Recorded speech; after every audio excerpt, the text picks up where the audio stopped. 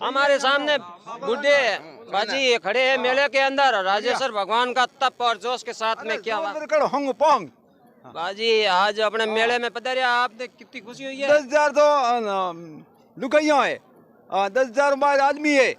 अरे अरे अरे कहता आयु है। हाँ हाँ आयु तो सो आयु।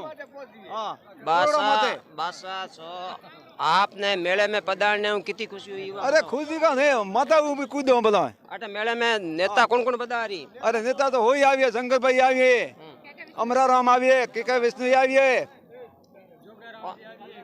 भजनलाल शर्मा आविए। आपने राजा राम जी की मूर्ति की प्राण प्रतिष्ठा हुई तो उनमें दर्शन की देऊ कतरो लाभ मिले? अरे लाभ मेरी करो आतरो मन को वधियो है। हाँ नहीं तेरे काले पहले दिन कहूँ तो कोई नहीं तो उठे। हाँ खोड़ पड़े तो के विष्णु ने पधारी और बड़ा कौन पधारे? वर तो हमें अतरो मन ध्यान नहीं है, अतरो तो मन ढा है। हाँ